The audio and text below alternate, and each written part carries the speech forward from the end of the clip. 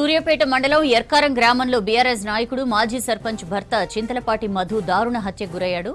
గుర్తు తెలియని వ్యక్తులు రాత్రి కత్తులు గొడ్డళ్లతో విచక్షణ రహితంగా మధుపై దాడి చేసి హత్య చేశారు. తర్వాత డెడ్ బాడీని గోనె సంచిలో చుట్టి గ్రామ శివార్లో పడేశారు. సమాచారం అందుకున్న పోలీసులు ఘటనా స్థలానికి చేరుకుని మృతదేహాన్ని సూర్యాపేట జనరల్ ఆసుపత్రికి తరలించారు. కేసు నమోదు చేసి దర్యాప్తు చేపట్టారు. మృతుడు మధు గతంలో సంచలనం సృష్టించిన 2 హత్య కేసులతో సంబంధం ఉన్న వ్యక్తి. కాంగ్రెస్ పార్టీ నాయకులు మిద్దె రవీందర్ హత్య కేసులో ప్రధాన నిందితుడిగా ఉన్నాడు. అలాగే బీఆర్ఎస్ నాయకుడు ఒంటెద్దు వెంకన్న హత్య కేసులో A1 విట్నెస్ గా ఉన్నారు. కేసు కోర్టులో ట్రయల్ నడుస్తుండగానే హత్య చోటు చేసుకుంది. రాజకీయ పాత కక్షల నేపథ్యంలో హత్యేనని గ్రామస్తులు అనుమానం వ్యక్తం చేస్తున్నారు. గ్రామంలో ఎలాంటి అవాంఛనీయ ఘటనలు జరగకుండా పోలీసులు భారీ బందోబస్తు ఏర్పాటు చేశారు. సూర్యాపేట మండలం ఎర్కారం గ్రామంలో బీఆర్ఎస్ నాయకుడు మాజీ సర్పంచ్ భర్త చింతలపాటి మధు దారుణ హత్యకు గురయ్యాడు. గుర్తు తెలియని వ్యక్తులు రాత్రి కత్తులు గొడ్డళ్లతో విచక్షణ రహితంగా మధుపై దాడి చేసి హత్య చేశారు. తర్వాత డెడ్ బాడీని గోనె సంచిలో చుట్టి గ్రామ శివార్లో పడేశారు. సమాచారం అందుకున్న పోలీసులు ఘటనా స్థలానికి చేరుకుని మృతదేహాన్ని సూర్యాపేట జనరల్ ఆసుపత్రికి తరలించారు. కేసు నమోదు చేసి దర్యాప్తు చేస్తున్నారు.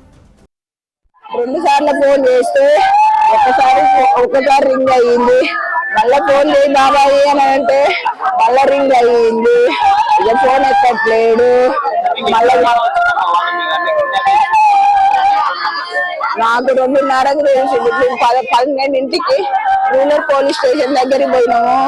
మిస్ అయ్యిండా అని నా భర్త అని పోగానే మీరు ఎక్కడ ఉంటుర్రమ్మా అని అన్నాడు. మేము ఇక్కడ సూర్యాపేటలోనే టౌన్ లోనే ఉంటున్నాము అని చెప్పిన. అయితే టౌన్ లోనే ఇవ్వండమ్మా పిటిషన్ అని అంటే మళ్ళీ రూరల్ పోలీస్ స్టేషన్ కాడికి టౌన్ లోకి వచ్చి పిటిషన్ ఇచ్చినాము.